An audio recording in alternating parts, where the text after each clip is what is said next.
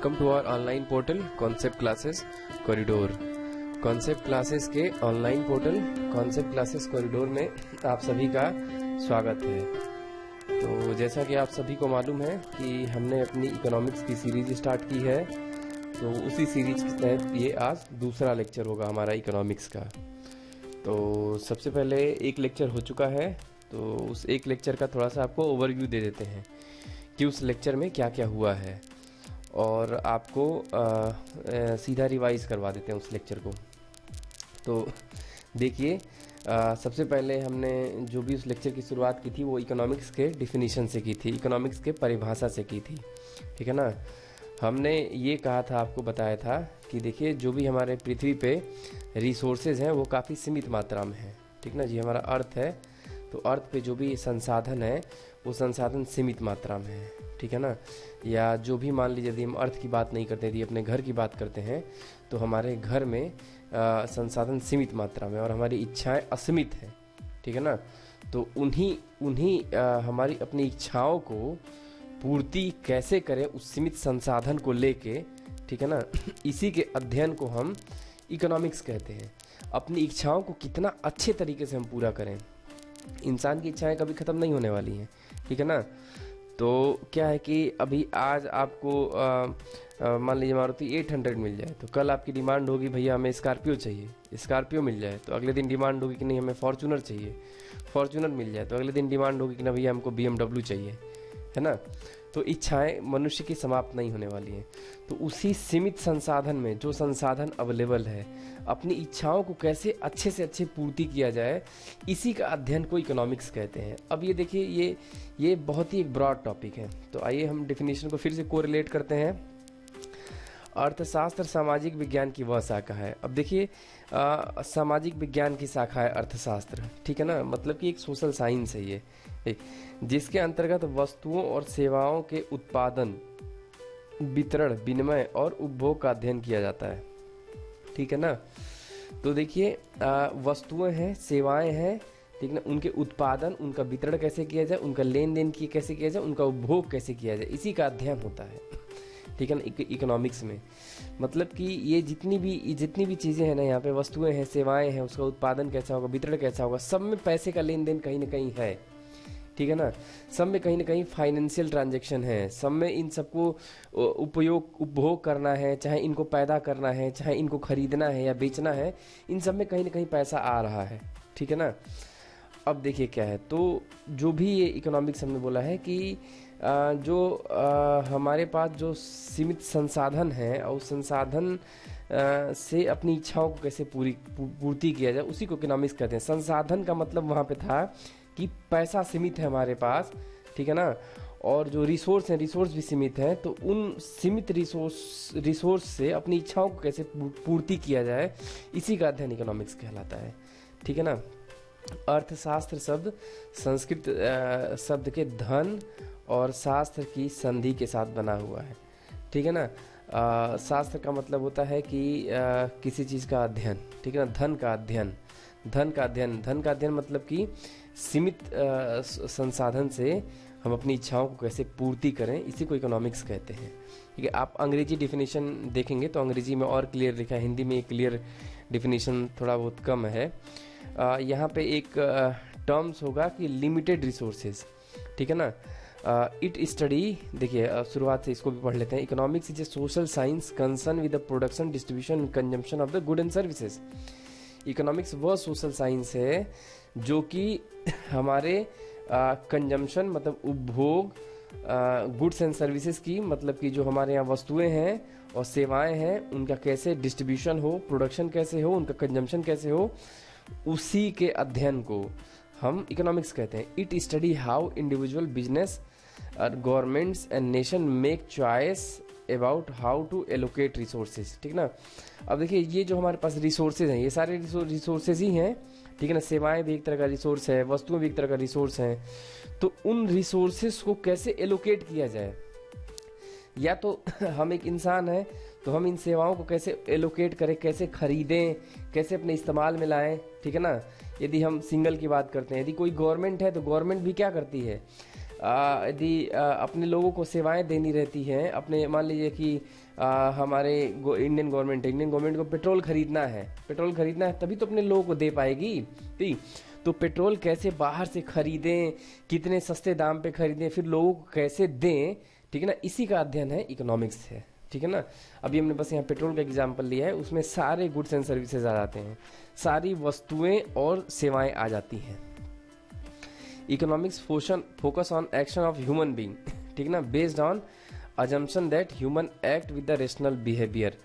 Rational behaviour का मतलब कि जैसे मान लीजिए कि वही हमने बोला कि हमारी इच्छाएं बहुत हैं, ठीक है ना, गवर्नमेंट भी चाहती होगी कि हाँ हम खूब ढेर सारा पेट्रोल खरीद लें, ठीक, ताकि हमारे देश के लिए कम ना हो। गवर्नमेंट की भी इच्छाएं बहुत ज़्यादा हैं, ठीक, लेकिन अब उन्हीं इच्छाओं को कैसे अच्छे से अच्छे तरीके से पूर्ण किया जाए।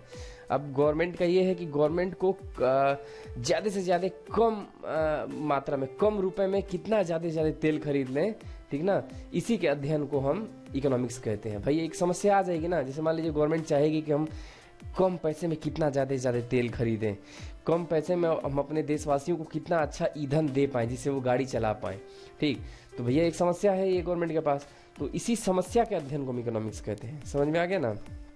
चलिए, अब ये तो हो गया था उस दिन। फिर ये क्या था, अभी हमने देखा कि हमारे पास जो रिसोर्सेज हैं वो सीमित मात्रा में हैं, हमारी इच्छाएं क्या है, असीमित हैं, ठीक ना, तो इन्हीं हमारी इच्छाएं हैं, तो इच्छाओं से क्या है कि हमारे पास वांट है, हमारे पास क्या है कि इच्छाएं हैं, तो इच्छाएं के पास हमारे पास क्या है, डिमांड है, ठीक है ना। इच्छा क्या होगी हमारे पास कि भैया हमें रोटी खानी है, तो रोटी खानी है, तो रोटी खाने की इच्छा हमारे एक डिमांड जनरेट करेगी, एक मांग जनरेट करेगी मार्केट में, ठीक है ना। वो मांग क्या होगी, वो मांग हमारी कौन पूरा करेगा, मार्केट पूरा करेगा, ठीक है ना, मार्केट से हमारी डिमांड पूरी होगी, ठीक। अब देखिए क्या है कि अब रिसोर्स है, रिसोर्स क्या है, रिसोर्स मान लीजिए मार्केट में रोटी है, तो रोटी एक तरह का रिसोर्स हो गया, ठीक ठीक, तो वो रोटी से हमारी, रिसोर्स से हमारी, अब रोटी मान लीजिए मार्केट में अनगिनत तो नहीं है ना कि हम जाके खरीदते जाए, ठीक, रोटी भी मार्केट में सीमित मात्रा में है, ठीक, मान लीजिए मार्केट का सारा रोटी हम खरीद लें, तो भाई हमारी इच्छा नहीं है ना रोटी खाने की, कई लोगों की इच्छा है, ठीक, तो उनके लिए वो रिसोर्स लिमिट मात्रा में, सीमित मात्रा में हो जाएगा, ठीक। तो अब क्या है कि इसी सीमित रिसोर्स को कैसे सभी लोगों में बांटा जाए, सभी लोगों की इच्छाएं कैसे पूरी की जाए इस सीमित रिसोर्स से, ठीक है ना, कैसे सभी लोगों के पास रोटी पहुंच जाए, इसी का अध्ययन को इकोनॉमिक्स कहते हैं। समझ गए आप। चलिए, तो देखिए हमारे पास डिजायर थी, डिजायर से हमारे पास डिमांड जनरेट हुआ।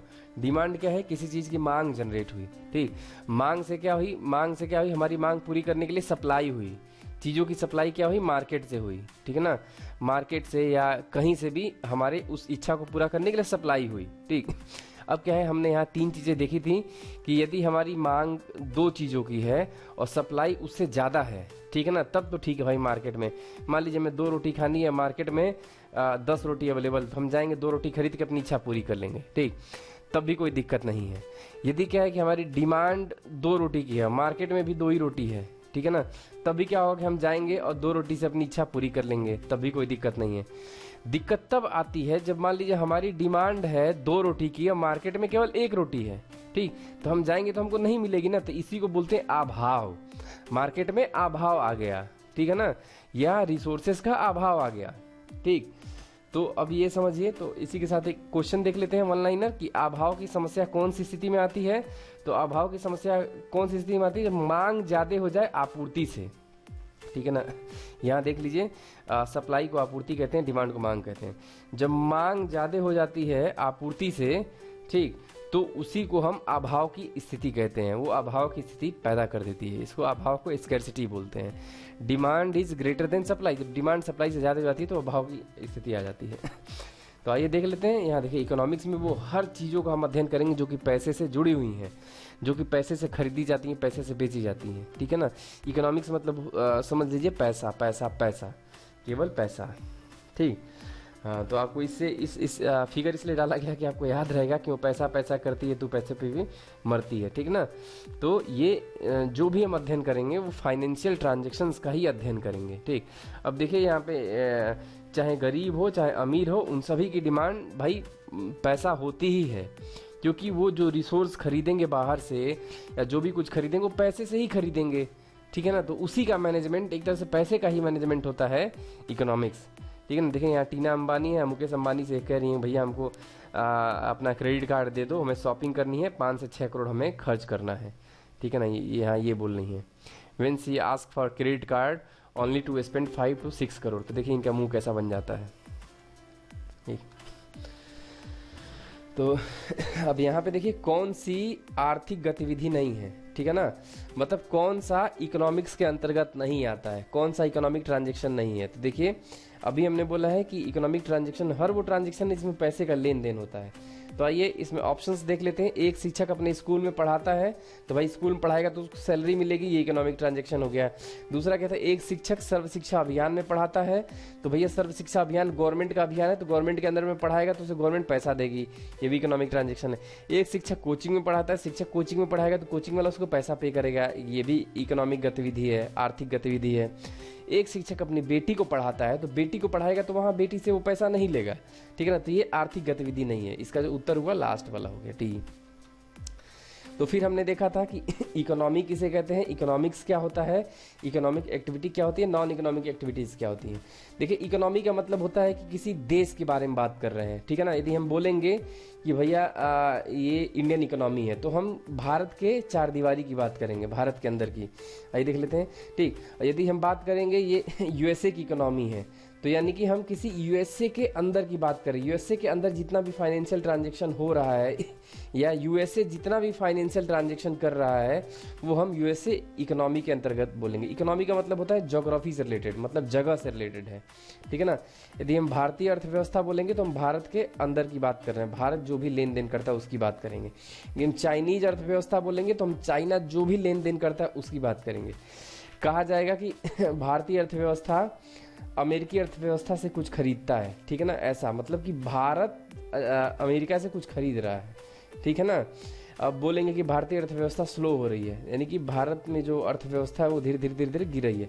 अर्थव्यवस्था का मतलब होता है जगह से, सीधा जगह से मतलब होता है। अब इकोनॉमिक्स का मतलब होता है अर्थशास्त्र, ठीक ना। अर्थशास्त्र का मतलब होता है कि उस अर्थव्यवस्था के अंतर्गत या उस अर्थव्यवस्था के बाहर जो अर्थव्यवस्था, ठीक है ना। से मान लीजिए कि मान लीजिए हम भारत अर्थव्यवस्था की बात करें, तो भारतीय अर्थव्यवस्था में जो भी फाइनेंशियल ट्रांजैक्शन हो रहा है, फाइनेंशियल ट्रांजैक्शन का मतलब जो भी चीज़ें बिक रही हैं, सेवाएं बिक रही हैं, वस्तुएं बिक रही हैं, उनका आदान प्रदान हो रहा है, तो उसी के अध्ययन को हम बोलते हैं अर्थशास्त्र कहते हैं। अर्थव्यवस्था में जो भी वित्तीय लेन देन होता है उसके अध्ययन को हम अर्थशास्त्र कहते हैं। देखिए अभी क्या है कि अभी डिफिनीशंस पढ़ना है और बस कुछ चीज़ें समझनी है, उसके बाद से आपके काम की चीज़ें आनी स्टार्ट हो जाएंगी। थोड़ा बहुत बस आपको डिफिनीशंस में दिक्कत आएंगी समझने में, और ये आप एक ही बार में नहीं समझ पाएंगे, एक ही अध्ययन में नहीं समझ पाएंगे। हो सके आपको बार बार क्लास लेना हो और डाउट हो तो आप पूछिएगा हमसे कमेंट बॉक्स में या फ़ोन नंबर से, ठीक ना। इकोनॉमिक एक्टिविटीज़ क्या होती हैं, हर वो क्रियाएं, हर वो एक्टिविटीज़ जिसमें हम पैसे का लेन देन करते हैं। मान लीजिए कोई सामान खरीदे तो उसमें भी हम पैसा दे दिए, कोई वस्तु खरीदे, मान लीजिए आम खरीदे तो भी एक तरह की इकोनॉमिक एक्टिविटी हो गई। मान लीजिए हम जाके किसी कॉलेज में पढ़े तो पैसा पे किए तो भी एक तरह की इकोनॉमिक गतिविधि हो गई, ठीक है ना। मान लीजिए हम जाके कहीं पढ़ा रहे हैं तो हमको पैसा मिल रहा है तो भी एक तरह की इकोनॉमिक गतिविधि हो गई, आर्थिक क्रिया हो गई, ठीक है। तो ये जो भी जहाँ भी हम फाइनेंशियल ट्रांजैक्शन करते हैं, वित्तीय लेन देन करते हैं, वो भी इकोनॉमिक एक्टिविटी हो जाती है, आर्थिक क्रिया। और नॉन इकोनॉमिक एक्टिविटी जहाँ पैसे का लेन देन नहीं होता है, ठीक। देखिए ये ऑर्फनेज में गई, ऑर्फनेज में बुढ़ों की सेवा कर रही हैं, वो फ्री में सेवा प्रदान कर रही हैं, तो ये इकोनॉमिक क्रियाएं के अंतर्गत नहीं आएगा, ये नॉन इकोनॉमिक एक्टिविटी हो जाएगी, अनार्थिक क्रियाएं हो जाएंगी। ये मंदिर में जाके पूजा कर रही हैं तो ऐसे ही पूजा कर रही हैं, ठीक, तो ये भी एक अनार्थिक क्रियाएं हो जाएंगी, ठीक। फिर अगला हमने पढ़ा था टू सेक्टर थ्योरी पढ़ा था। तो इकोनॉमिक्स को पढ़ने के लिए हमने अपनी अर्थव्यवस्था को कई भागों में बांट रखा है, मतलब कि कई पॉइंट ऑफ व्यू से हम देखते हैं। तो टू सेक्टर थ्योरी में क्या होता है, जब हम किसी भी, मान लीजिए भारतीय अर्थव्यवस्था के बारे में पढ़ रहे हैं, तो भारतीय अर्थव्यवस्था को हम दो बिंदुओं से यदि हम पढ़ेंगे, कस्टमर और प्रोड्यूसर के पॉइंट ऑफ व्यू से पढ़ेंगे तो उसको टू सेक्टर थ्योरी कहते हैं। हम केवल यदि हम दो चीज़ों के ध्यान में रखते हुए पढ़ते हैं ना, तो ये टू सेक्टर थ्योरी हो जाएगी। मतलब हम भारत की अर्थव्यवस्था पढ़ेंगे तो उसमें केवल दो लोगों के बारे में पढ़ेंगे, एक कंज्यूमर होता है, एक प्रोड्यूसर होता है, ठीक है ना। अब उसके बाद से क्या हुआ कि जब धीरे धीरे टू सेक्टर थ्योरी फेल हो गई भारत में, सबसे पहले टू सेक्टर थ्योरी आई थी किसी भी इकोनॉमिक्स को पढ़ने के लिए। जब धीरे धीरे देखा गया कि भैया जो हम अध्ययन कर रहे हैं टू सेक्टर थ्योरी को लेके, किसी भी इकोनॉमिक्स का अध्ययन कर रहे हैं टू सेक्टर थ्योरी के आधार पे, तो भाई ये तो फेल हो जा रही है, ये तो अध्ययन हमारे यहाँ काम ही नहीं कर रहा है। तब जाके लोगों ने फिर से एक और ऐड किया गवर्नमेंट सेक्टर को, ठीक है ना। पहला क्या था, कंज्यूमर था, दूसरा प्रोड्यूसर था, तीसरा गवर्नमेंट को ऐड किया, तब जाके थ्री सेक्टर थ्योरी आई, ठीक है ना। तो किसी भी अर्थव्यवस्था को हमने धीरे धीरे तीन भागों में बांट के देखना स्टार्ट किया। एक कस्टमर था, एक प्रोड्यूसर था, तीसरा गवर्नमेंट थी, ठीक है। जब ये भी थ्योरी हमारी धीरे धीरे करके फेल हो गई तो फिर हमने एक चीज और लेके आ गई, रेस्ट ऑफ द वर्ल्ड, ठीक है ना। एक देश को हमने एक देश की इकोनॉमिक्स को पढ़ने के लिए हमने उसको चार भागों में बांटा। एक कस्टमर को देखा, एक प्रोड्यूसर को देखा, गवर्नमेंट को देखा, एक रेस्ट ऑफ द वर्ल्ड को देखा, ठीक है ना। तब जाके ये थ्योरी थोड़ी बहुत काम की। फिर ये थ्योरी आगे जाके फेल हुई तो फिर हमने पांच भागों में बांटा। तो अभी बस हमें इतना ही जानना है, टू सेक्टर थ्योरी क्या होता है, थ्री सेक्टर थ्योरी क्या होता है, और फोर सेक्टर थ्योरी क्या होता है। ये 4 है यहाँ पे, 3 नहीं है, 4 है। कल वाली गलती फिर रिपीट हो गई। तो चलिए इतना आपको समझ में आ गया ना, इतना। तो अभी इसके बाद से हम नया शुरुआत करेंगे। ऐसा तो नहीं है ना ये आमिर खान के जैसा आपका हाल हो गया है, देखिए ये आंखें कैसे फाड़ के दिख रहा है, अरे ई का पढ़ा दिया सर जी ने, ठीक है ना। ऐसा तो नहीं है ना। तो यदि ऐसा नहीं है तो हम आगे की तरफ देखेंगे। देखिए इकोनॉमिक्स थोड़ा सा टफ विषय है, टफ सब्जेक्ट है, बस शुरुआत में आपको थोड़ा सा रटना है, धीरे धीरे चीज़ें करके आपको समझ में आनी स्टार्ट हो जाएंगी, ठीक है ना। थोड़ा सा पेशेंस आपको रखना है। तो देखिए अब देखिए पहला क्या था कि हमने जब पढ़ा था, आगे जाके यहाँ पे देखिए, यहाँ पे जो हमने देखा था वो इकोनॉमिक्स को हमने यहाँ पे चलिए हाँ छोड़िए, हम यहीं से स्टार्ट करते हैं, ठीक। ये है। अब देखिए इकोनॉमिक्स को हमने दो भागों में बांटा है, ठीक है ना। इकोनॉमिक्स को हम दो तरीके से पढ़ते हैं, ठीक। पहला क्या आता है, मैक्रो इकोनॉमिक्स आता है, ठीक, जिसको हम समष्टि अर्थशास्त्र कहते हैं, ठीक है ना। और दूसरा आता है माइक्रो इकोनॉमिक्स आता है जिसको हम व्यष्टि अर्थशास्त्र कहते हैं, ठीक है ना। तो मैक्रो इकोनॉमिक्स क्या आता है समझिए, मान लीजिए कोई देश है, ठीक है ना, कोई देश है, ठीक। तो इस देश के अंदर क्या है कि तमाम सारे फैक्ट्रियां होंगी, मान लीजिए कि चाय बनाने वाली फैक्ट्री हो गई, जूता बनाने वाली फैक्ट्री हो गई, माचिस बनाने वाली फैक्ट्री हो गई, कार बनाने वाली फैक्ट्री हो गई, ठीक है ना। तो उन सारे फैक्ट्रियों को हम बोलते हैं औद्योगिक क्षेत्र, औद्योगिक क्षेत्र, ठीक है ना। तो उन सारे औद्योगिक क्षेत्र का यदि हम अध्ययन करेंगे, ठीक है ना, उन सारे औद्योगिक क्षेत्र का यदि हम लेन देन का अध्ययन करेंगे, उनके फाइनेंशियल ट्रांजैक्शन का अध्ययन करेंगे, तो वो आ जाता है मैक्रो इकोनॉमिक्स में आ जाता है, समष्टि अर्थशास्त्र कहते हैं, ठीक है ना। अब माइक्रो में क्या आ जाता है, माइक्रो में मान लीजिए कि एक हमारा ये इंडस्ट्री है, ठीक है ना। मान लीजिए कि ये माचिस वाली इंडस्ट्री है, इस माचिस वाली इंडस्ट्री में एक कोई सिंगल इंसान काम कर रहा है, कोई मजदूर काम कर रहा है, तो वो सैलरी पा रहा है। तो यदि हम उस मजदूर के लेन देन को, मजदूर अपना कैसे घर चलाता है, मजदूर कैसे चीजों को खाता है, कैसे खरीदता है, यदि हम केवल एक सिंगल मजदूर के बारे में पढ़ेंगे, इंडिविजुअल के बारे में अध्ययन करेंगे, तो उसी को माइक्रो इकोनॉमिक्स कहते हैं, व्यष्टि अर्थशास्त्र कहते हैं, ठीक है ना। तो आइए डेफिनेशन भी देख लेते हैं समष्टि अर्थशास्त्र का।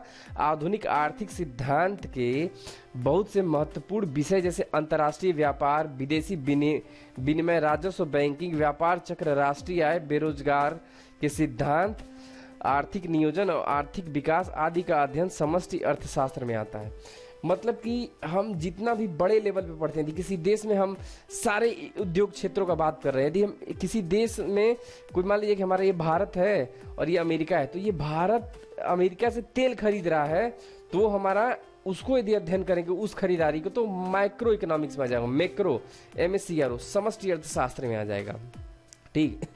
यदि हमारा भारत देश किसी पाकिस्तान को, किसी नेपाल को यदि कोई चीज बेच रहा है, तो वो मैक्रो इकोनॉमिक्स में आ जाएगा, क्योंकि हम बड़े लेवल पे बात कर रहे हैं। यदि हम किसी इंडिविजुअल की बात करेंगे तो वो माइक्रो इकोनॉमिक्स में आ जाता है, ठीक ना। माइक्रो को बोलते हैं व्यष्टि अर्थशास्त्र, ठीक। तो इसके अंतर्गत देख लेते हैं, यह व्यक्तिक इकाई का अध्ययन है, मतलब एक इंडिविजुअल का अध्ययन है, ठीक है, एक अलग व्यक्ति का अध्ययन है। जैसे व्यक्ति, परिवार, फर्म, उद्योग, ठीक ना, विशेष वस्तु, मूल्य, बिल्डिंग के अनुसार, बिल्डिंग एक कोई साइंटिस्ट है, विशिष्ट अर्थशास्त्र, विशेष फर्म, विशेष परिवार, व्यक्तिक मजदूरियां, आय, व्यक्तिक उद्योग एवं विशिष्ट वस्तुओं का अध्ययन है, ठीक ना। यह सीमांत विश्लेषण को महत्व देता है। मतलब कि ये कह रहे हैं कि यदि हम किसी एक सिंगल आदमी की बात करें, अब देखिए क्या है कि ये भारत देश था, भारत में हमने कई सारी इंडस्ट्रीज का लेन देन पढ़ा है। अब यदि हम एक सिंगल इंडस्ट्री का भी लेन देन पढ़ेंगे ना, तो वो भी माइक्रो में आ जाएगा, सिंगल इंडस्ट्री का, ठीक है ना, सिंगल व्यक्ति का, ठीक है, तो वो माइक्रो में आ जाता है। अभी धीरे धीरे करके आपको समझ में आ जाएगा। अभी ये परिभाषा है, परिभाषाओं का जब आप उपयोग पढ़ेंगे ना तब समझ में आएगा, अभी एक ही बार नहीं समझ में आएगा। तो चलिए देख लेते हैं। ये हमारा मैक्रो था, ठीक है ना। तो मैक्रो में क्या था कि हमारे यहाँ देखिए गवर्नमेंट है, ठीक, पूरी गवर्नमेंट हमारे यहाँ देखिए ये हाउस होल्ड है, मतलब जो घर जो लोग कंज्यूमर होते हैं उनको हाउस होल्ड कहते हैं। ये हाउस होल्ड है, ठीक। ये कोई बिजनेस फॉर्म है सारा, किसी देश का ये फिगर बना, किसी देश की अर्थव्यवस्था के बारे में ये दिखा रहा है, ठीक है ना। तो उस देश की अर्थव्यवस्था में गवर्नमेंट क्या है कि हमारे सारे बिजनेस फॉर्म से टैक्स लेती है, ठीक है ना। अब क्या होता है कि हमारे जो भी कंज्यूमर है, कंज्यूमर क्या है, गवर्नमेंट को टैक्स देते हैं, ठीक। तो क्या है कि अब ये हम पूरे हाउस होल्ड की बात कर रहे हैं, पूरे जितने भारत देश की जनसंख्या कितनी है, 135 करोड़ है, तो 135 करोड़ लोग गवर्नमेंट को कैसे टैक्स देते हैं, यदि उसका अध्ययन करेंगे ना तो वो मैक्रो में आ जाएगा, क्योंकि हम पूरे हॉलिस्टिक सबकी बात कर रहे हैं एक साथ, किसी एक घर की बात नहीं कर रहे हैं, किसी एक आदमी की बात नहीं कर रहे हैं। अभी भारत देश में बिजनेस हो गया, तो बिजनेस में कई सारे बिजनेस आ गए, दूध उद्योग आ गया, फिर उसके बाद से चमड़ा उद्योग आ गया, आपका कार उद्योग आ गया, बाइक उद्योग आ गया। तो सारे के सारे ऑटोमोबाइल, कार लेवल, हम सारे इंडस्ट्रीज की बात करते हैं। सारी इंडस्ट्रीज हमारे यहाँ गवर्नमेंट को कैसे टैक्स दे रही हैं, गवर्नमेंट को कैसे अपनी सेवाएं प्रदान कर रही है, उसके अध्ययन को माइक्रो में पढ़ेंगे, क्योंकि हम सारी इंडस्ट्री की बात कर रहे हैं, ठीक है ना। अब देखिए माइक्रो क्या हो गया, यदि हम इंडिविजुअल की बात करें, मान लीजिए कोई आदमी कैसे अपना घर चला रहा है पैसे से, तो उसको हम माइक्रो में पढ़ेंगे। कोई एक घर कैसे अपना घर चला रहा है, कोई एक घर की बात कर रहे हैं, तो उसको हम माइक्रो में पढ़ेंगे, ठीक है ना। कोई एक फर्म, कोई एक इंडस्ट्री, जैसे मान लीजिए लेदर इंडस्ट्री कैसे अपना फाइनेंशियल ट्रांजेक्शन कर रही है, वित्तीय लेन देन कर रही है, तो उसको हम माइक्रो में पढ़ेंगे, ठीक है ना। समझ में आ गया ना, ठीक। यदि यहाँ मैक्रो रहता, मैक्रो समष्टि अर्थशास्त्र रहता, तो एक फर्म नहीं रहता, कई सारे फर्म रहते, ठीक है ना, एक साथ कई सारे फर्म का हम एक साथ फाइनेंशियल ट्रांजेक्शन पढ़ते। अब यहाँ मैक्रो रहता तो कई सारे हाउस होल्ड का, मतलब बहुत सारे लोगों का एक साथ पढ़ते, ठीक। तो उसी को हम मैक्रो कहते हैं। तो अभी धीरे धीरे जब आप उपयोग पढ़ेंगे ना तो आ जाएगा आपको समझ में। तो देखिए अभी तो एक तरह का था मैक्रो और माइक्रो इकोनॉमिक्स, ठीक है ना। अब ये पहले तरह का डिवीजन था, पहले तरह का विभाजन था कि हम इस तरह से इकोनॉमिक्स को पढ़ते हैं। और दूसरा जो विभाजन होता है हम ट्रेड के आधार पे करते हैं, व्यापार के आधार पे इकोनॉमिक्स को हमने बांटा है। तो व्यापार के आधार पे जो बांटा है उसको हम ओपन इकोनॉमी पहले को कहते हैं, दूसरे को बोलते हैं क्लोज्ड इकोनॉमी बोलते हैं, ठीक है ना। तो ओपन इकोनॉमी वो इकोनॉमी होती है जिसमें अंतर्राष्ट्रीय व्यापार पे रोक न लगा हो, ठीक है ना। जैसे मान लीजिए जो भारतीय अर्थव्यवस्था अभी हमने बोला है, आपको दिखाया था कि भारतीय अर्थव्यवस्था का मतलब भारत की बात कर रहे हैं, भारत के लेन देन की बात कर रहे हैं। और भारतीय अर्थव्यवस्था यदि अमेरिकी अर्थव्यवस्था से कोई सामान खरीदती है तो वो भारतीय अर्थव्यवस्था को बोलेंगे कि भारतीय अर्थव्यवस्था ओपन इकोनॉमी है, ठीक है ना, खुली अर्थव्यवस्था है, ठीक। तो आइए इसमें देखते हैं। देखिए ये भारत है हमारा, भारत क्या है हमारा, व्यापार कर रहा है अमेरिका से कर रहा है, अमेरिकी अर्थव्यवस्था से कर रहा है, ठीक है ना। अब क्या है, भारत क्या है हमारा, यूरोप से व्यापार कर रहा है, भारत क्या हमारा चाइना से व्यापार कर रहा है। तो हम भारत को बोलेंगे कि भारत हमारी खुली अर्थव्यवस्था है, भारत हमारी ओपन इकोनॉमी है। ओपन इकोनॉमी का यही शर्त होता है कि वो देश इंटरनेशनल ट्रेड करे, बाहर से अंतर्राष्ट्रीय व्यापार करे। तो देखिए हम यदि बाहर से मतलब यूरोप से कोई सामान खरीद रहे हैं तो उसको अंतर्राष्ट्रीय व्यापार कहेंगे ना, अंतर्राष्ट्रीय स्तर पर खरीद रहे हैं ना। अमेरिका से कोई चीज खरीद रहे हैं तो वो भी अंतर्राष्ट्रीय स्तर पर खरीद रहे हैं ना, ठीक। तो इस ऐसी अर्थव्यवस्था को जो कि बाहर के देशों से भी व्यापार करे उसको ओपन इकोनॉमी बोलते हैं। और दूसरा क्लोज्ड इकोनॉमी है। तो क्लोज्ड इकोनॉमी वो इकोनॉमी है जिसमें बाहर से व्यापार पे रिस्ट्रिक्शंस लगा होता है, रोक लगी होती है कि कोई देश बाहर से सामान नहीं खरीदेंगे, हम हर चीज अपने देश में ही उगाएंगे, ठीक है ना। तो देखिए इसमें क्या है कि ऐसा मतलब जो कोई अर्थव्यवस्था दुनिया में ऐसी है ही नहीं है कि जो कि किसी दूसरे देश से सामान खरीदे ही ना, ठीक है ना। वर्ल्ड में कोई ऐसा देश है ही नहीं है, ठीक। यदि एक हद तक देखेंगे तो एक हद तक नॉर्थ कोरिया है जो कि सारी चीज़ें बाहर से नहीं खरीदता है, उत्तरी कोरिया। लेकिन ये भी 100% नहीं सही है ना। कुछ ना कुछ सामान तो ये बाहर से खरीदता ही है, चाइना से मंगाता है, हथियार हो गया या जो भी सप्लाई हो गया बाहर से तो ये खरीदता है। तो कुछ हद तक हम बोलेंगे कि हाँ ये क्लोज्ड इकोनॉमी है, लेकिन पूरी तरीके से क्लोज नहीं है। एक नॉर्थ कोरिया, एक तुर्कमेनिस्तान है। तुर्कमेनिस्तान भी लगभग बाहर से समझिए कि सामान को नहीं खरीदता, लेकिन कुछ हद तक तो खरीदता है। तो पूरी तरीके से 100% क्लोज इकोनॉमी कोई इकोनॉमी नहीं है आज दुनिया में, ठीक है ना। तो क्लोज्ड इकोनॉमी, ओपन इकोनॉमी, मतलब ट्रेड के हिसाब से हमने इकोनॉमी को दो भागों में बांटा है, ठीक है ना। पहला क्या था, ओपन इकोनॉमी, और दूसरा क्या था, क्लोज्ड इकोनॉमी। ठीक, आपको समझ में आ जाएगा। एक खुला बाजार अर्थव्यवस्था, एक है बंद बाजार अर्थव्यवस्था, ठीक है ना। हिंदी में ये होता है।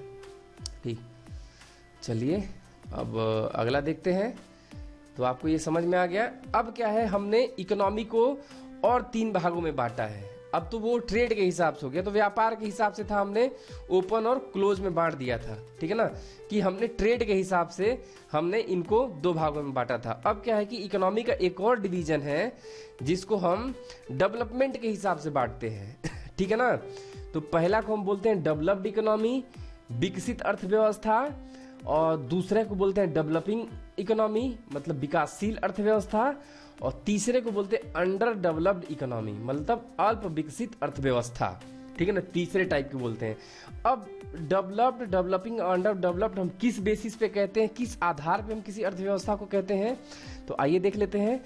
जो आधार होता है वो प्रति व्यक्ति आय के आधार पर निर्धारित किया जाता है कि कौन सी अर्थव्यवस्था विकसित है, कौन सी विकासशील है, कौन सी अल्प विकसित है। तो देखिए, जो पर कैपिटा इनकम है, मतलब प्रति व्यक्ति आय को बोलते हैं पर कैपिटा इनकम, ठीक ना। प्रति व्यक्ति आय, जो वार्षिक आय होती है प्रति व्यक्ति की, उसी के आधार पे हम किसी अर्थव्यवस्था को हम डेवलप्ड कहते हैं। कब कहते हैं, जब प्रति व्यक्ति आय 12,055 डॉलर या उससे ऊपर हो, ठीक है ना। तो उसको हम बोलते हैं डेवलप्ड इकोनॉमी बोलते हैं, ठीक है ना। ये वर्ल्ड बैंक का डेफिनेशन है। ठीक, अब क्या है कि अब इसको हम बोलते हैं डेवलप्ड, यानी कि 12,055 से या उससे ऊपर हो, ठीक है ना। वार्षिक आय की बात करें, 12,055 डॉलर हो या तो उससे ऊपर हो। यदि किसी देश में प्रति व्यक्ति आय इतनी होगी तो उसको हम डेवलप्ड इकोनॉमी बोलेंगे, ठीक है ना। जैसे आपका एग्जांपल हो गया अमेरिका हो गया, आपका हो गया फ्रांस हो गया, ब्रिटेन हो गया, ये सारी डेवलप्ड इकोनॉमी में है। और डेवलपिंग इकोनॉमी किसे बोलेंगे, विकासशील अर्थव्यवस्था किसे बोलेंगे, वो अर्थव्यवस्था जिसमें प्रति व्यक्ति आय 916 डॉलर से 12,054 डॉलर हो, ठीक है ना। तो हम उसको बोल देंगे विकासशील अर्थव्यवस्था, यानी कि डेवलपिंग इकोनॉमी बोल देंगे, ठीक है ना। जैसे हमारे यहाँ भारत हो गया, तो जो भारत का हमारे यहाँ प्रति व्यक्ति वार्षिक आय है, ठीक है ना, पर कैपिटा इनकम एनुअली है, वो 2015 डॉलर है, ठीक है ना। जो हमारे प्रति व्यक्ति आय है वार्षिकली एनुअली, वो 2015 है, ठीक है, 2015.6 है। इसीलिए हम भारत अभी भी विकासशील अर्थव्यवस्था है।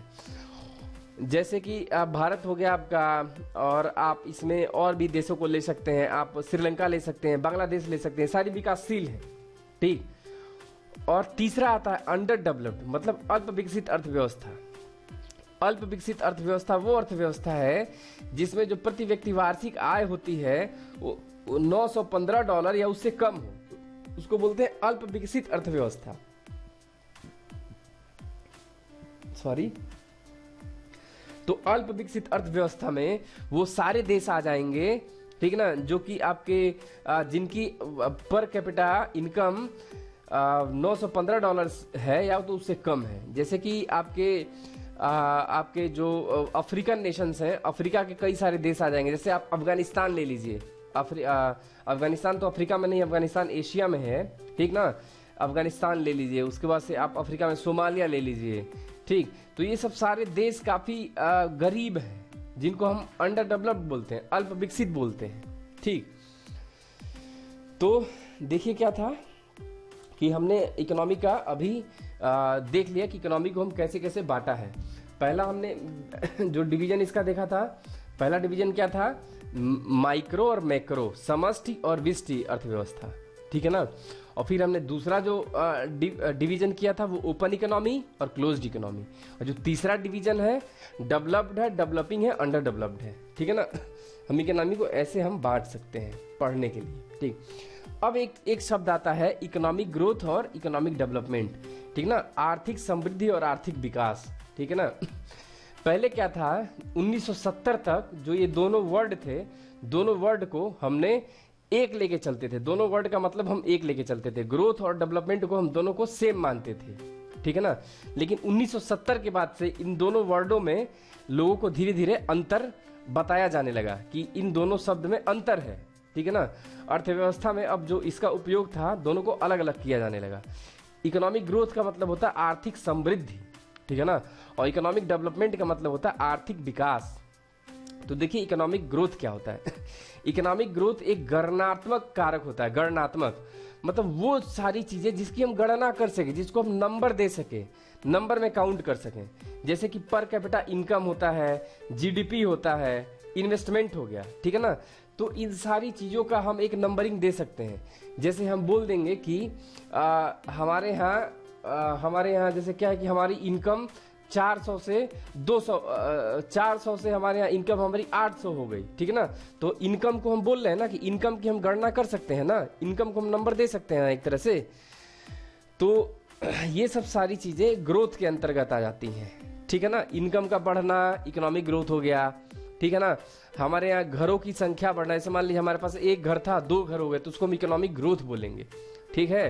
हमारे पास एक कार थी, 2 कार हो गई, उसको हम इकोनॉमिक ग्रोथ बोलेंगे, ठीक। हम कार को गिन सकते हैं, हम घरों को गिन सकते हैं, ठीक। तो यदि हमारे यहाँ कोई चीज नंबर में बढ़ती है तो उसको हम बोलते हैं इकोनॉमिक ग्रोथ के अंतर्गत आता है। अब इकोनॉमिक डेवलपमेंट में क्या आता है, इकोनॉमिक डेवलपमेंट में गणनात्मक और गुणात्मक दोनों चीजें आ जाती हैं, क्वालिटेटिव और क्वांटिटेटिव फैक्टर दोनों आ जाते हैं, ठीक है ना। अब इसको देखने के लिए हम एक इंडिकेटर होता है ह्यूमन रिसोर्स डेवलपमेंट के इंडिकेटर के नाम से जानते हैं। देखिए अब देखिए जो इकोनॉमिक ग्रोथ होता है, इकोनॉमिक ग्रोथ हम पर कैपिटा इनकम से देखते हैं, ठीक है ना। पर कैपिटा इनकम यदि बढ़ रहा है तो हम बोलेंगे कि भैया इकोनॉमिक ग्रोथ हो रहा है। यदि किसी देश में प्रति व्यक्ति आय बढ़ रही है तो हम बोलेंगे कि भैया उस देश का इकोनॉमिक ग्रोथ हो रहा है। हम ये नहीं बता सकते डेवलपमेंट हुआ है कि नहीं हुआ है, ठीक। अब यदि हम इस पे आते हैं ह्यूमन रिसोर्स डेवलपमेंट पे, तो बोलेंगे यदि हमारे यहाँ की ह्यूमन रिसोर्स डेवलप कर रहा है तो हम बोलते हैं भैया उस देश में इकोनॉमिक ग्रोथ भी है, इकोनॉमिक डेवलपमेंट भी है, ठीक है ना। इस डेवलपमेंट के अंतर्गत, इकोनॉमिक डेवलपमेंट के अंतर्गत इकोनॉमिक ग्रोथ भी आ जाता है और इकोनॉमिक डेवलपमेंट भी आ जाता है, ठीक। अब जैसे एग्जाम्पल ले लीजिए, यदि हम बोलेंगे कि हमारे यहाँ एजुकेशन का स्तर बढ़ रहा है, ठीक है ना, तो भाई एजुकेशन का स्तर बढ़ रहा है तो इसका मतलब कि ये नहीं ना कि उसको हम नंबर दे सकते हैं। एजुकेशन का स्तर का मतलब कि लोग एजुकेट हो रहे हैं, लोग पढ़ रहे हैं, ठीक। तो हम ये नहीं बोल सकते ना कि भैया लोग हमारे यहाँ 2 ग्राम पढ़ लिए, 3 ग्राम पढ़ लिए, 4 पढ़ लिए, 5 पढ़ लिए, ऐसे तो नहीं ना, ठीक। लोग एजुकेट हो रहे हैं मतलब लोगों का सम्मान करना सीख रहे हैं, लोग एक दूसरे के साथ शांति से रहना सीख रहे हैं, तो ये एक तरह का एजुकेशन हो गया, ठीक। तो यदि हमारे यहाँ ऐसी चीजें बढ़ रही हैं, लोग एक दूसरे का सम्मान कर रहे हैं, लोगों के पास पार्किंग सेंस आ रहा है, ठीक, लोग सड़क पे थूक नहीं रहे हैं, तो इस तरीके की चीजों को हम बोलते हैं इकोनॉमिक डेवलपमेंट हो गया, ठीक। और मान लीजिए हमारे मेडिकल सुविधाएं बहुत अच्छी हो रही हैं, है ना। मेडिकल सुविधाएं का मतलब कि हमारे यहाँ जो डॉक्टर्स आ रहे हैं, डॉक्टर्स बहुत अच्छे से अटेंड कर रहे हैं, हमारे यहाँ कई सारी मशीनें आ गई, लोगों के पास ज्ञान आ रहा है, ठीक। तो वो जितनी भी सारी चीजें बढ़ेंगी तो उसको हम इकोनॉमिक डेवलपमेंट के अंतर्गत आ जाएंगे। इसका इंडिकेटर होता है ह्यूमन रिसोर्स डेवलपमेंट, ठीक है ना। तो अब जब से क्या हुआ, जब से हमारे इकोनॉमिक डेवलपमेंट आ गया तो हम इकोनॉमिक ग्रोथ की बात नहीं करते, हम डेवलपमेंट की ही बात करते हैं। इस डेवलपमेंट के अंदर ग्रोथ भी आ जाता है और डेवलपमेंट भी आ जाता है, ठीक। और पर कैपिटा इनकम क्या होता है, पर कैपिटा इनकम क्या होता है, कैसे निकालते हैं, नेशनल इनकम को टोटल पॉपुलेशन से डिवाइड कर देते हैं तो वही पर कैपिटा इनकम आ जाती है, प्रति व्यक्ति आय आ जाती है।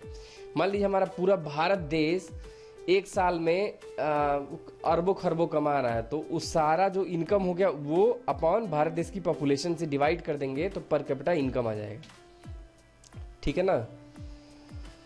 चलिए आपको ग्रोथ और डेवलपमेंट में बात आ गई ना कि जो हमारे यहाँ ग्रोथ होता है। देखिए ये बहुत डिफिकल्ट चीज़ें हैं, अभी शुरुआत में आपको थोड़ा सा कठिन चीज़ें मिलेंगी, उसके बाद से धीरे धीरे धीरे धीरे आप चीज़ों को समझना स्टार्ट करेंगे कि भैया ग्रोथ क्या होता है, डेवलपमेंट क्या होता है।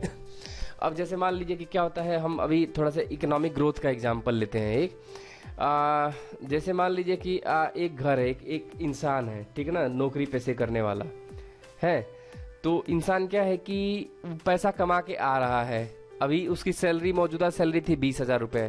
धीरे धीरे धीरे धीरे धीरे धीरे क्या होता है कि 20,000 रुपये वो कमा रहा है, उसके घर में बीवी बच्चे हैं, सब कुछ है, वो खाना खा रहा है, बहुत मेहनत कर रहा है, शाम को आ रहा है, थके हारे आके घर पे सो जा रहा है।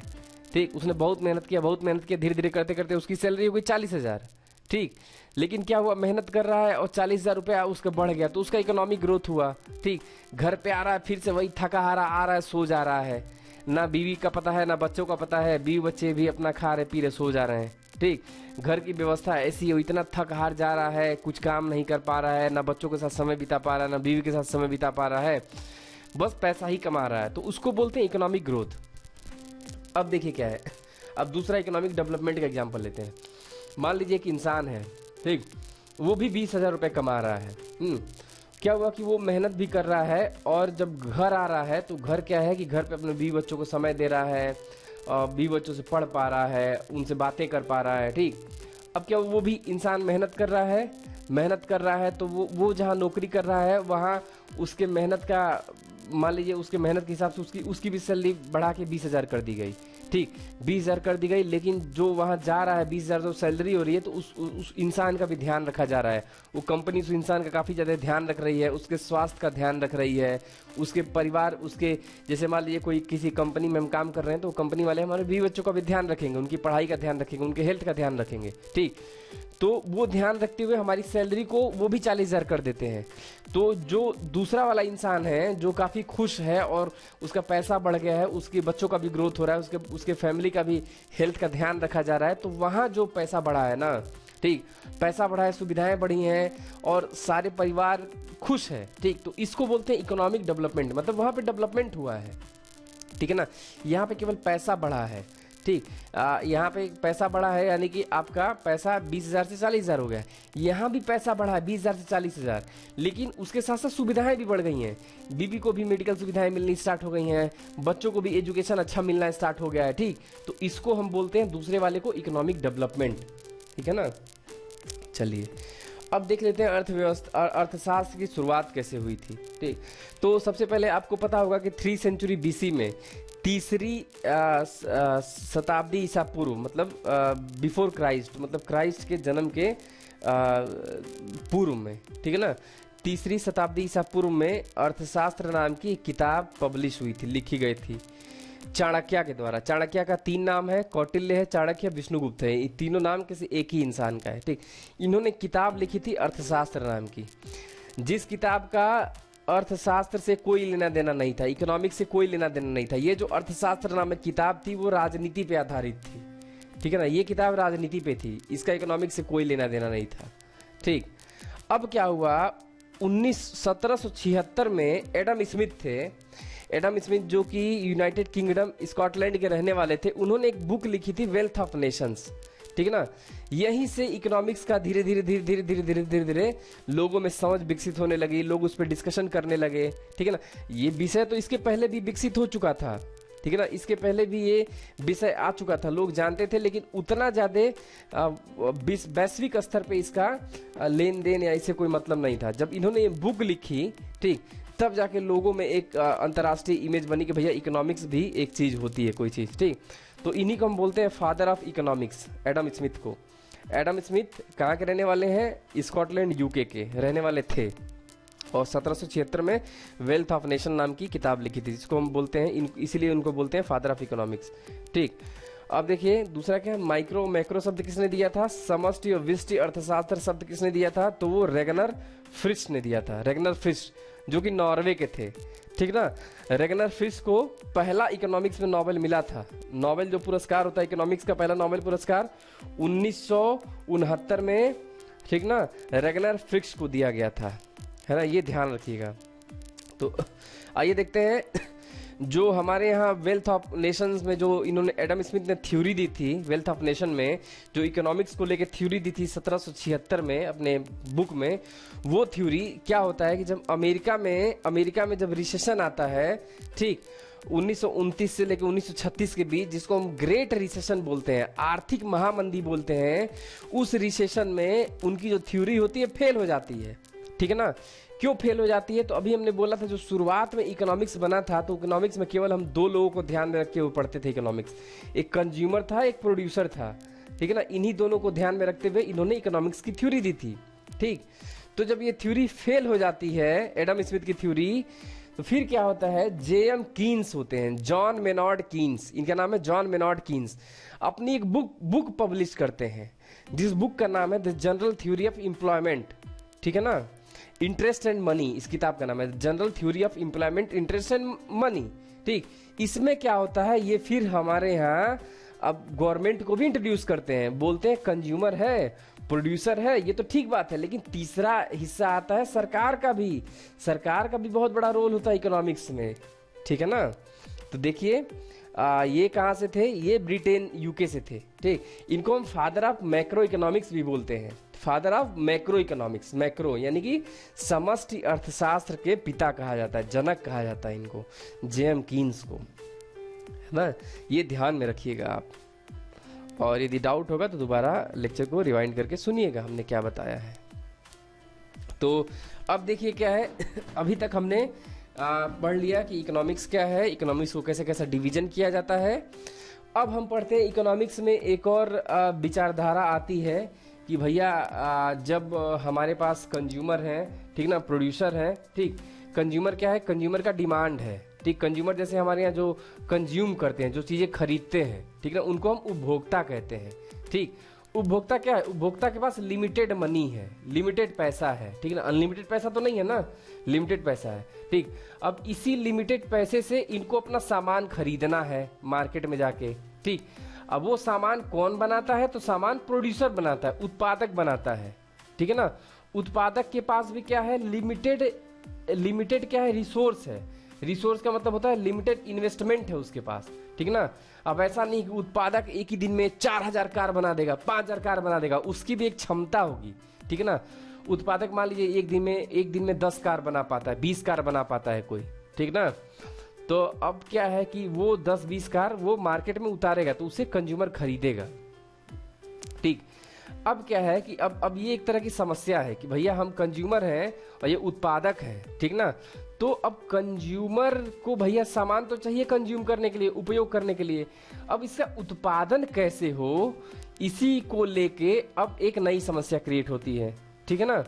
तो अब देखिए क्या होता है, अब जो समस्या क्रिएट होती है तो उसमें पहला जो क्वेश्चन आ जाता है कि भैया क्या हम बनाया जाए, कैसे बनाया जाए। मान लीजिए कि इसके पास तो बहुत सारी चीजें हैं, कार बनाने के लिए बहुत सारा कार बना सकता है। ठीक है ना, ये BMW बना सकता है, मर्सिडीज भी बना सकता है, लेकिन भैया कौन खरीदेगा इसको। अब भाई मान लीजिए यहाँ करोड़पति होंगे तो वही ना BMW मर्सिडीज खरीदेंगे। ठीक, अब मान लीजिए यहाँ उपभोक्ता है ही नहीं है, BMW मर्सिडीज वाले बना के क्या करेंगे। ठीक है ना। तो वही सबसे पहला इकोनॉमिक्स का प्रॉब्लम आता है कि व्हाट टू प्रोड्यूस, मतलब क्या प्रोड्यूस किया जाए, किस चीज का उत्पादन क्या किया जाए। ठीक है ना। जो प्रॉब्लम आती है उसको बोलते हैं चॉइस ऑफ प्रोडक्ट, मतलब कि हम जो प्रोडक्ट को कैसे चुने। ठीक है ना, हम प्रोडक्ट को कैसे बनाएं, क्या बनाएं, प्रोडक्ट क्या प्रोडक्ट बनाएं जिससे हमारा कंज्यूमर उसको खरीदे। ठीक है ना। अब ये दूसरा आता है कि भैया प्रोडक्ट तो भाई चुन लिया, मान लीजिए प्रोडक्ट चुन लिया, उसने मार्केट की स्टडी किया कि भैया हमारे यहाँ कस्टमर मिडिल क्लास के कस्टमर रहते हैं, तो हम यहाँ मर्सिडीज BMW करोड़ों की कार नहीं बनाएंगे, हम बनाएंगे, मान लीजिए हम बना दिए मारुति 800 बना दिए, हम यहाँ स्विफ्ट बना दिए, स्विफ्ट डिजायर बना दिए, जो कि हमारी मिडिल क्लास खरीद पाएगा। मान लीजिए प्रोडक्ट ऑफ चॉइस खत्म हो गया, चॉइस ऑफ प्रोडक्ट, मतलब क्या प्रोडक्ट बनाए।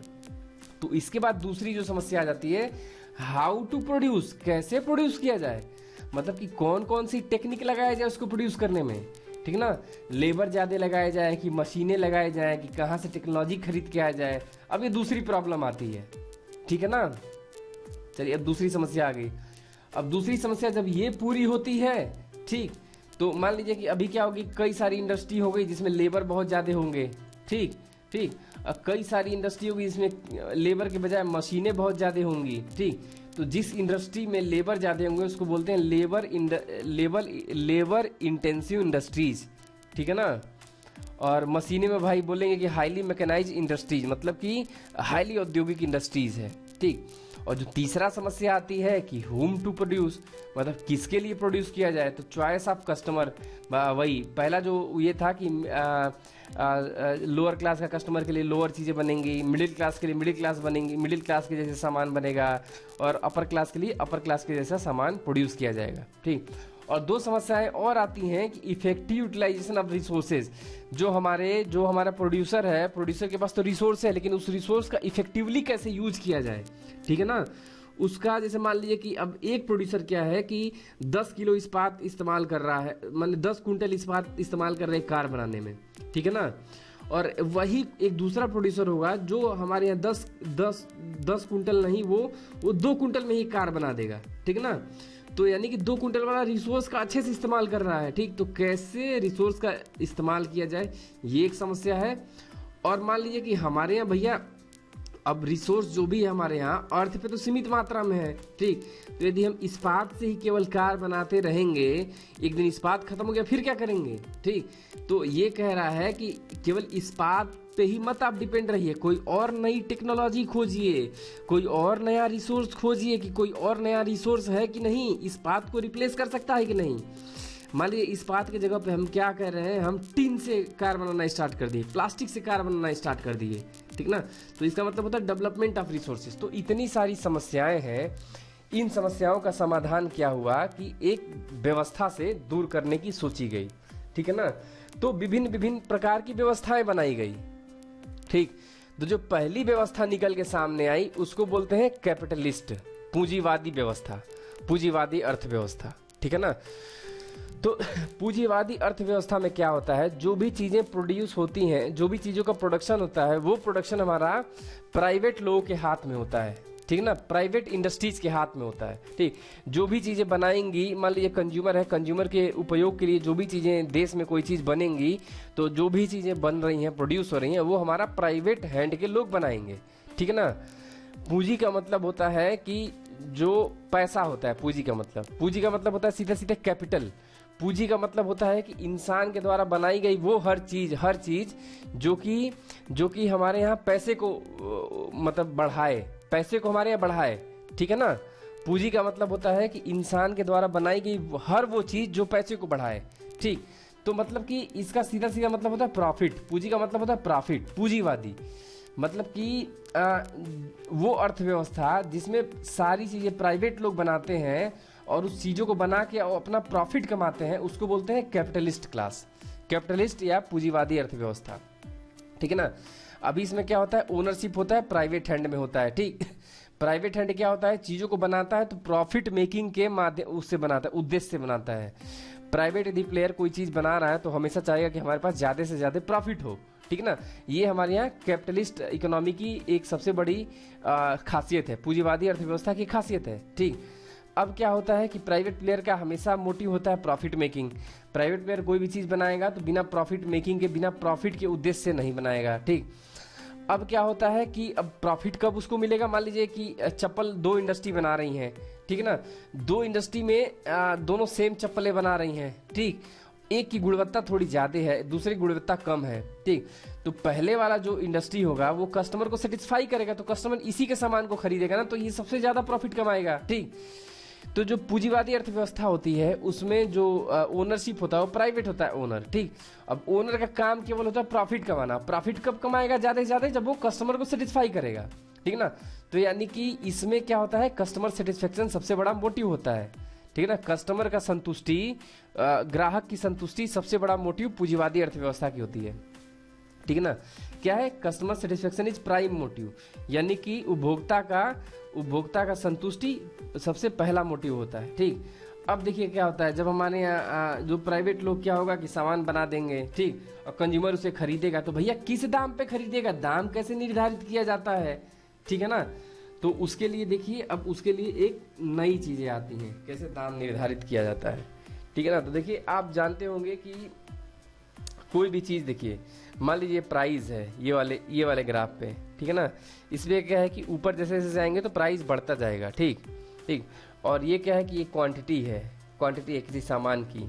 ठीक, अब देखिए क्या है, जब हमारे यहाँ जब हमारे यहाँ किसी भी चीज की जब प्राइस बहुत ज्यादा हाई होती है तो क्या होता है, उस प्राइस का डिमांड बहुत ज्यादा कम होता है, ठीक है ना। मतलब कि जैसे मान लीजिए यदि प्राइस हमारे यहाँ पे यदि हम 100 रुपया ले लें, ऊपर सबसे ज्यादा 100 रुपया है, तो हमारे यहाँ क्वांटिटी कितनी बिकेगी, एक क्वांटिटी बिकेगी, यहाँ पे एक क्वांटिटी बिकेगी, ठीक ना। तो ये आ गया ग्राफ, ठीक। अब मान लीजिए हमारे यहाँ उसकी प्राइस घट के 90 आ गई, ठीक ना, 90 आ गई, तो क्या होगा, यहाँ पे उसकी क्वांटिटी बढ़ जाएगी, यानी कि लोग अब 2 यूनिट खरीदेंगे वो सामान, ठीक। अब देखिए यही उसकी प्राइस यदि हम क्या कर दिए, 50 कर दिए, 50, तो क्या होगी, अब वो सामान लोग क्या खरीदेंगे, समझिए अब 5 यूनिट खरीद रहे हैं, ठीक है ना। अब वही यदि हम प्राइस एकदम कम कर दिए, 10 रुपया कर दिए, तो वो लोग क्या करेंगे, 100 यूनिट खरीदना स्टार्ट कर देंगे, ठीक ना। अब देखिए ये तो हो गया भैया कि प्राइस जैसे जैसे गिरता है तो डिमांड वैसे वैसे बढ़ता है, ठीक ना, चीजों का। अब आपने देख लिया ना, जैसे जैसे प्राइस घट रहा है वैसे वैसे डिमांड बढ़ रहा है चीजों का, क्वांटिटी लोग ज्यादा खरीद रहे हैं। अब देखिए क्या है, अब यहाँ क्या है कि अब देखिए क्या है यहाँ पे, अब यहाँ पे आप देख लीजिए, अब ये सप्लाई वाला ग्राफ देखिए, सप्लाई वाला, ठीक। अब देखिए क्या है यहाँ पे, मान लीजिए किसी चीज की कीमत 10 रुपया है, 10 रुपया है, तो भाई वो गया मार्केट में हमारे यहाँ गया, तो सामान खरीदा, तो इंडस्ट्री वाले को कितना मिला, जो सामान बना रहा उसको 10 रुपया मिला, ठीक ना। तो क्या करेगा वो 1 यूनिट सप्लाई करेगा, ठीक। अब जैसे मान लीजिए कि क्या हुआ कि धीरे धीरे क्या हुआ, उस सामान का प्राइस बढ़ता गया, किसी रीजन से 50 रुपया हो गया, तो 50 रुपया हो गया, तो 50 रुपया क्या हो गया, तो 50 रुपया जब हो गया तो 50 रुपया उस सामान के लिए लोगों को क्या मिलेगा, लोगों को 50 रुपया पे करना पड़ेगा, 50 रुपया पे करना पड़ेगा, तो हमारे जो इंडस्ट्री वाला है, इंडस्ट्री वाले को 50 रुपया मिलेगा, तो 50 रुपया मिलेगा। अब पहले क्या था, उसको 10 रुपया मिला था तो एक सामान दे रहा था, जब उसी को 50 रुपया मिलेगा तो अब इंडस्ट्री के पास 50 रुपया चला गया, तो 50 रुपये में और ज्यादा सामान सप्लाई करेगा ना मार्केट में, तो एक के जगह पे वो क्या किया, वो 5 सामान सप्लाई कर रहा है, ठीक है ना। अब धीरे धीरे मान लीजिए उस सामान का रेट 90 रुपया हो गया, 90 रुपया हो गया, तो 90 रुपया मान लीजिए यहाँ पे आ गया, तो 90 रुपया हो गया, तो 90 रुपया क्या होगा, इंडस्ट्री वाले को जाएगा 90 रुपया, पहले 50 जा रहा था, ठीक ना, तो 50 सामान सप्लाई कर रहा था, अब 90 हो गया, तो 90 पैसा ज्यादा जा रहा है, 90 रुपया, तो वो क्या करेगा, ज्यादा सप्लाई बढ़ा देगा अपने सामान की, जितना से जितना ज्यादा हमारा प्रॉफिट होगा ना दुकानदार को, उतना ही वो सप्लाई ज्यादा कर देगा सामान की, ठीक। मान लीजिए 100 रुपया प्रॉफिट हो गया, तो वो कहेगा यार सामान तो बहुत बिक रहा है, तो धीरे धीरे क्या करेगा, अपनी सप्लाई यहाँ बढ़ाता जाएगा, ठीक। तो अब देखिए ये क्या हो गया, ये डिमांड का ग्राफ हो गया, ये सप्लाई का ग्राफ हो गया। अब यही ग्राफ जो दोनों जहां कट करते हैं ना, कट करते हैं, तो उसी कटिंग पॉइंट पे जो प्राइस होता है वही होता है कैपिटलिस्ट इकोनॉमी में प्राइस होता है, ठीक ना। वही हमारे यहाँ पूंजीवाद अर्थव्यवस्था में वही प्राइस हो जाता है किसी सामान का।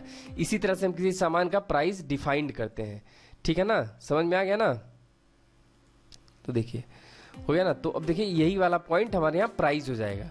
यहाँ पे डिमांड और सप्लाई के ग्राफ कट कर रहा है एक दूसरे को, ये डिमांड का है सप्लाई का है, तो यहाँ पे कट कर रहा है, ठीक। तो यहाँ पे कट कर रहा है, तो यहाँ पे जब ऐसे मिलाएंगे, जब प्राइस वाली लाइन पे जाएंगे, तो यहाँ पे जो भी प्राइस होगा, तो 50 प्राइस है यहाँ पे, तो यही 50 रुपये मार्केट में उसकी प्राइस निर्धारित कर दी जाएगी, ठीक है ना भाई।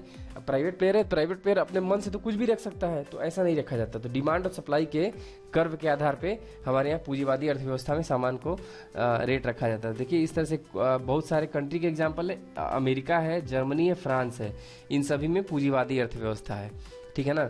अब आते हैं, देखते हैं इस पूंजीवादी अर्थव्यवस्था का प्रॉब्लम क्या होता है। तो उसमें प्रॉब्लम क्या होता है कि उसमें जो पूंजीवादी अर्थव्यवस्था में क्या होता है, पूंजीवादी अर्थव्यवस्था में जो ओनरशिप होता है, जो मालिकाना हक होता है, वो प्राइवेट लोगों का होता है। तो प्राइवेट हमेशा सेक्टर तभी काम करता है जिसको प्रॉफिट मिलता है, तो प्रॉफिट मेकिंग पे काम करता है, ठीक है ना।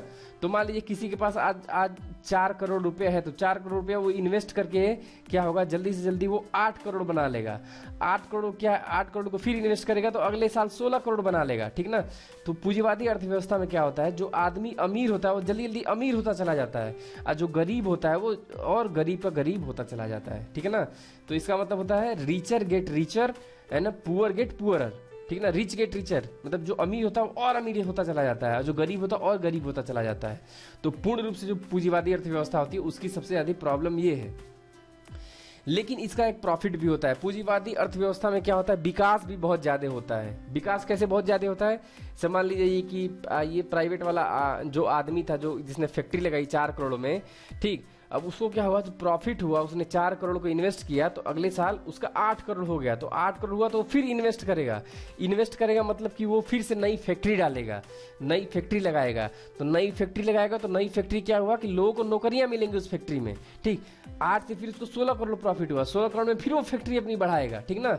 तो फैक्ट्री और बढ़ाएगा तो लोगों को और नौकरियां मिलेंगी, ठीक। तो इसी को बोलते हैं विकास बोलते हैं, यानी कि पूंजीवादी अर्थव्यवस्था का जो सबसे प्लस पॉइंट है कि विकास बहुत तेजी से होता है, और जो इसका निगेटिव पॉइंट है कि जो अमीर आदमी होता है और अमीर होता चला जाता है, गरीब आदमी और गरीब होता चला जाता है।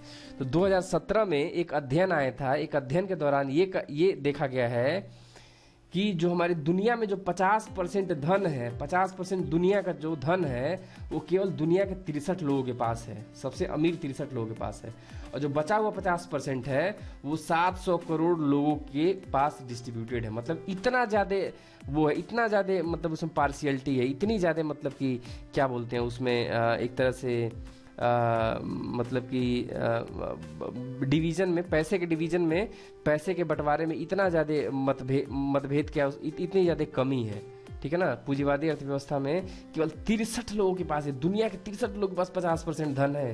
कितना लेफ्ट साइडेड खेल हो रहा है यहाँ पे, ठीक है ना। ये एक तरह का अन्याय ही तो है।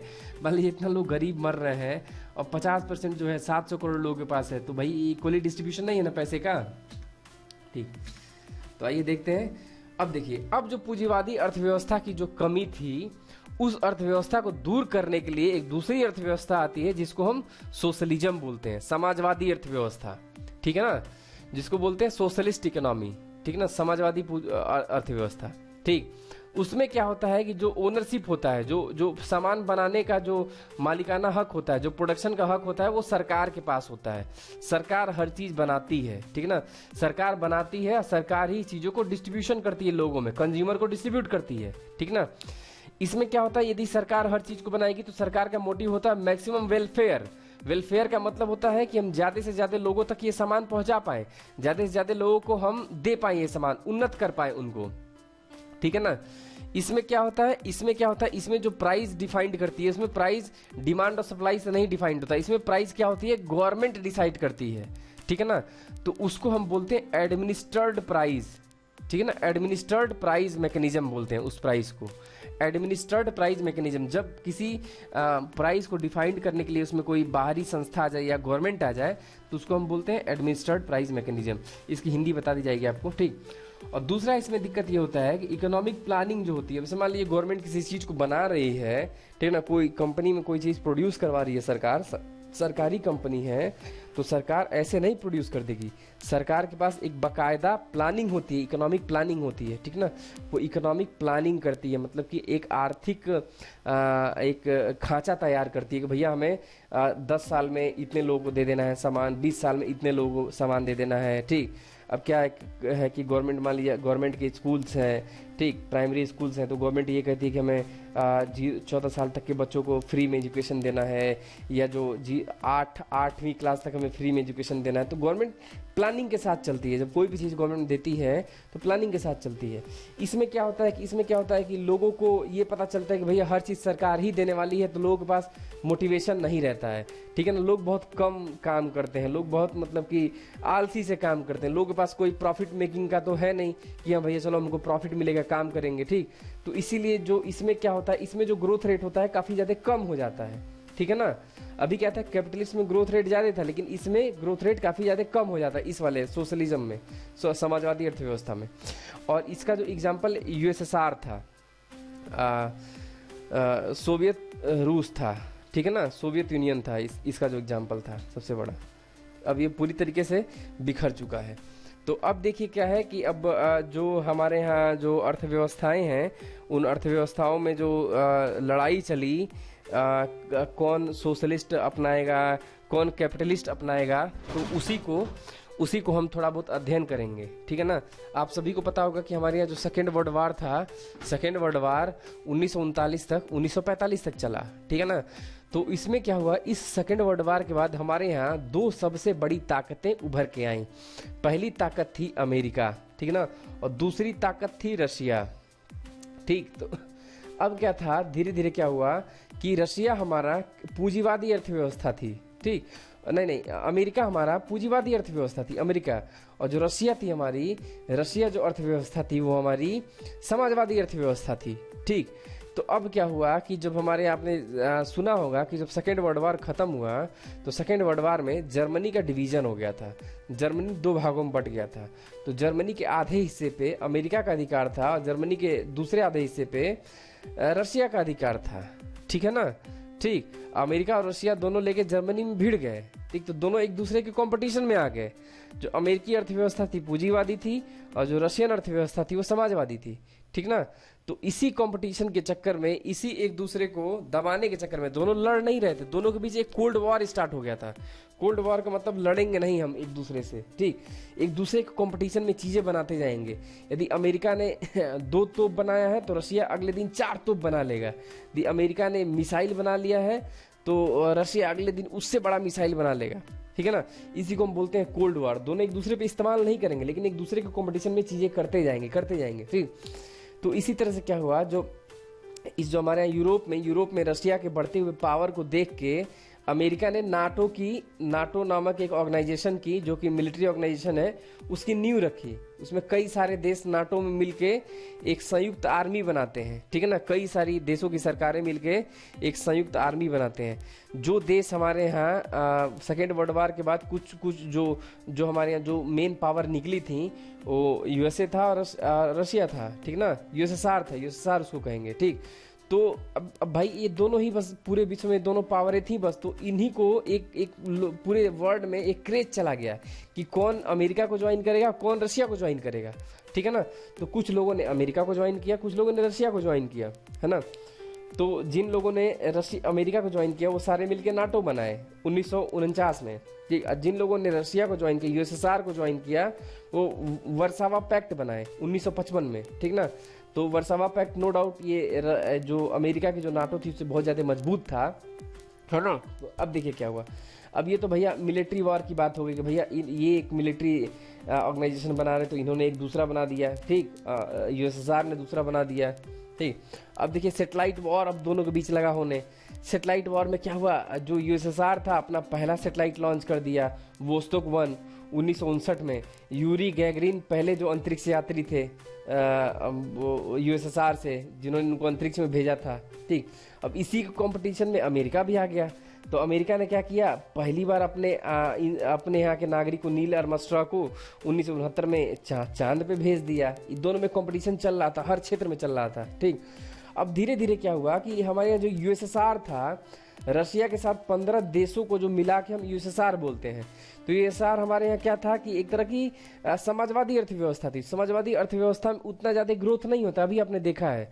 तो ग्रोथ न होने के नाते हमारे यहाँ जो यूएसएसआर था वो 1990 में टूट गया। 1922 में बना था यूएसएसआर और 1990 में टूट के डिसइंटीग्रेट हो गया। ठीक ना। ठीक, तो जर्मनी से क्या हुआ, जर्मनी से अब रशिया धीरे धीरे और अमेरिका धीरे धीरे एक दूसरे को पीछे खींचने लगे। इसी को हम बोलते हैं Berlin Wall break. Berlin Wall break कहानी और भी है, हमने बस शॉर्ट में बताया है कि इसी को बोलते हैं बर्लिन वॉल ब्रेक। ठीक ना, बर्लिन वॉल का गिरना। ठीक ना। अब यूएसएसआर में जो बहुत सारे 15 देश थे, 15 देश टूट के अलग हो गए। ठीक, तो उससे जब देश अलग हुए तो एक देश निकल के बना रशिया। ठीक है ना, उसी से रशिया निकला। ठीक, अब क्या हुआ कि अभी हमने बोला है कि जो सेकेंड वर्ल्ड वार था, सेकेंड वर्ल्ड वार के बाद बहुत सारे ऐसे देश थे। ठीक ना, कुछ देशों ने अमेरिका को ज्वाइन किया, अमेरिका की पूंजीवादी अर्थव्यवस्था उनको पसंद आई तो अपने यहाँ पूंजीवादी अर्थव्यवस्था को लगाया। और कुछ देशों को भाई समाजवादी अर्थव्यवस्था पसंद आई तो वो समाजवादी अर्थव्यवस्था की तरफ चले गए। लेकिन हमारे जो अमेरिका था, हमारे जो इंडिया था, इंडिया ने ये डिसाइड किया कि ना ही हम अमेरिका के साथ जाएंगे ना ही हम यूएसएसआर के साथ जाएंगे, हम अपनी एक अलग ही अर्थव्यवस्था रखेंगे जिसको हम बोलते हैं मिक्स इकोनॉमी, मिश्रित अर्थव्यवस्था। ठीक है ना, जिसमें हमारे यहाँ पूंजीवादी भी अर्थव्यवस्था भी रहेगी और हमारे यहाँ समाजवादी अर्थव्यवस्था भी रहेगी। मतलब हमारे यहाँ जो इंडस्ट्रीज लगेंगी उसमें कुछ इंडस्ट्री सरकारी भी होंगी, कुछ इंडस्ट्री प्राइवेट भी होंगी। ठीक है ना। तो हमारे यहाँ इंडिया ने जो डिसाइड किया 1947 में, तो इंडिया जब आज़ाद हुआ था तो 1947 में हमारे यहाँ कुछ प्राइवेट सेक्टर भी थे और कुछ हमारे यहाँ पब्लिक सेक्टर भी थे। यानी कि पब्लिक सेक्टर मतलब जो हमारे यहाँ कुछ गवर्नमेंट इंडस्ट्रीज भी थी और कुछ प्राइवेट इंडस्ट्री भी थी। नो डाउट हमारे यहाँ जब 1947 में जब देश आज़ाद हुआ था तो गवर्नमेंट इंडस्ट्री बहुत ज़्यादा थी और प्राइवेट इंडस्ट्री कम थी उस समय। ठीक है ना। धीरे धीरे 1991 में हमारे यहाँ मनमोहन सिंह ने रिफॉर्म किया था। Liberalisation, privatisation and globalisation, LPG reform जिसको बोलते हैं, वो एलपीजी रिफॉर्म के बाद से धीरे धीरे धीरे धीरे क्या हुआ कि हमारे यहाँ प्राइवेट इंडस्ट्रीज की संख्या ज़्यादा होती गई और पब्लिक इंडस्ट्री मतलब गवर्नमेंट इंडस्ट्रीज की संख्या कम होती गई। ठीक है ना, क्योंकि हमने देखा है कि अभी जहाँ भी प्राइवेट सेक्टर ज़्यादा होता है वहाँ पे ग्रोथ बहुत ज़्यादा होता है, डेवलपमेंट बहुत ज़्यादा होता है, और जहाँ पे सरकारी संस्थाएं होती हैं लोग काफ़ी ज़्यादा लेजी होते हैं, काम करना नहीं पसंद करते, उनको पता होता है कि सैलरी आनी है, तो डेवलपमेंट बहुत ज़्यादा कम होता है। ठीक, तो धीरे धीरे 1991 के बाद से हमारे यहाँ प्राइवेट सेक्टर की संख्या बढ़ती गई और गवर्नमेंट सेक्टर की संख्या कम होती गई। ठीक है ना, तो इसी अर्थव्यवस्था को बोलते हैं। जैसे कि पहले क्या था कि दो था, एक कैपिटलिस्ट था, एक सोशलिस्ट था। ठीक है ना, तो इंडिया एक तीसरे तरह की अर्थव्यवस्था को अपनाया, तो इसीलिए हम भारत को बोलते हैं थर्ड वर्ल्ड। ठीक है ना, तीसरा विश्व बोलते हैं भारत को। ठीक, ये इकोनॉमिक्स में आप को आएगा। ठीक, तो हमको लगता है कि अब आप देख लेते हैं कि हमने क्या क्या पढ़ा है। अभी तक हमने पढ़ा है कि भारत देश को हमने ट्रेड के आधार, व्यापार के आधार पे कैसे व्यवस्था में बांटा है, ओपन इकोनॉमी, क्लोज्ड इकोनॉमी बांटा है, और डेवलपमेंट के आधार पे हमने अर्थव्यवस्था को कितने भागों में बांटा है, developed, developing and under developed, विकसित, विकासशील और मतलब कि अर्ध विकसित। ठीक है ना, अब आइडियोलॉजी के हिसाब से कैसे बांटा है, मतलब विचारधारा के हिसाब से कैपिटलिस्ट, सोशलिस्ट एंड मिक्स्ड। ठीक है ना, कैपिटलिस्ट में कौन कौन से देश आ जाएंगे आपके, अमेरिका आ जाएगा, आपका आ जाएगा कैपिटलिस्ट में आपका अमेरिका आ गया, ब्रिटेन आ गया, फ्रांस आ गया। ठीक, सोशलिस्ट में आपका रशिया आ गया, चाइना आ गया। ठीक, और मिक्स्ड में आ गया आपका इंडिया आ गया। ठीक, तो अब इसी के साथ हम इस सीरीज की आज ही मतलब कि समाप्ति करते हैं, और सीरीज काफ़ी लंबा हो गया।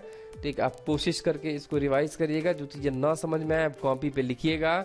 ठीक, हम आपको पर्सनली आप कॉल करिएगा, कॉल करके बताएंगे, और नहीं तो आप इसी के कमेंट बॉक्स में कमेंट करिएगा, आपको उस कमेंट बॉक्स में बताया जाएगा। थोड़ा सा शुरुआत में आपको 3 से 4 दिन जब आपको डिफिनीशंस सारे ये पढ़ने पड़ेंगे, समझने पड़ेंगे, और अभी नहीं समझ में आता है तो एज इट इज जैसा बताया जा रहा है आप उसको सुन लीजिए। जब धीरे धीरे धीरे धीरे आप इसका एप्लीकेशन पढ़ेंगे तो एप्लीकेशन में आपको ये चीज़ें समझ में आ जाएंगी। ठीक है ना, और जिसको हिंदी इंग्लिश में दिक्कत आ रही है वो भी आप कमेंट कर दीजिएगा, मैं अगले टर्न पे उन सारी चीज़ों का हिंदी अनुवाद भी लेके आ जाऊंगा। ठीक है ना, तो इसी के साथ आज की सीरीज की शुरुआत करते हैं। धन्यवाद। शुरुआत नहीं, ख़त्म करते हैं। धन्यवाद।